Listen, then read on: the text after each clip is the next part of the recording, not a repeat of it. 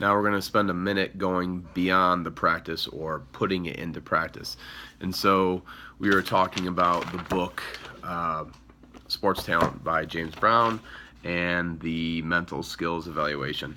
And we're going to just touch base really quickly on just one of those 10 skill evaluation areas, and it is going to be the concentration one. That was the one where we were talking about the Springboks from South Africa and Nelson Mandela. It reminded us of great concentration because of all they had to overcome in their nation. Erupted in South Africa during the mid-1990s. Do you hear? Listen to your country. 7 minutes. 7 minutes. Defense, defense, defense. This is it. This is our destiny. Come on, go! Invictus is the story of Nelson And so- Mandela, Francois Pienaar, and the Springboks rugby.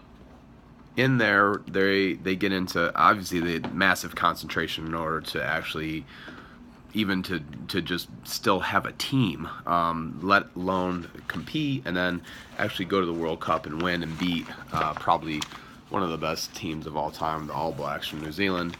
But long story short, let's get right into the practice. So just really quick on this, what you want to do is I want to give you an example of how we would do something. So for instance, we're talking about concentration here on the mental skill evaluation.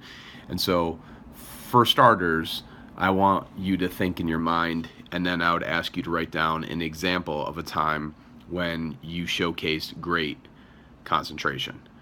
And then, so write that down. And then the next one you're going to do is write down a time when you displayed a lack of that or poor concentration. Now, under the first one where it was great concentration, then take a moment to write down, what happened as a result of it. And what happened as a result, then, obviously, of the other one where you had poor concentration. Then I want you to think about the contributing factors. So this would be our first question. What were the contributing factors to the great concentration and then also the poor concentration? And I want you to just do a mind dump. Take like a minute, 2 minutes on each and just go through and write down everything that comes to your head. Don't think about it, just write about it. And then the next piece that we would do to put it into practice would be, what could you change in the future to make that better?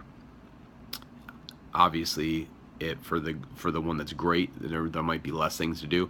For the one where it's poor concentration, there's going to be an awful lot of easy things you can do, because from poor concentration, it's going to be a much easier task to actually get it to improve. Then the third one is going to be, okay, so you write down all those things. Now, what would be your next action to take to move forward to make that happen in each individual aspect? Then number 4 would be, how can I do this more consistently? So that might involve rituals or habits or something else, some other could be a tool or technique that you employ.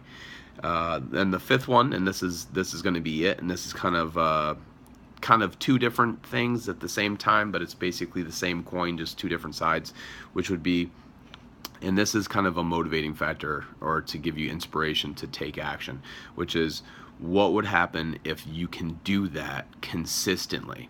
Like, what would your life look like? What would your performance look like?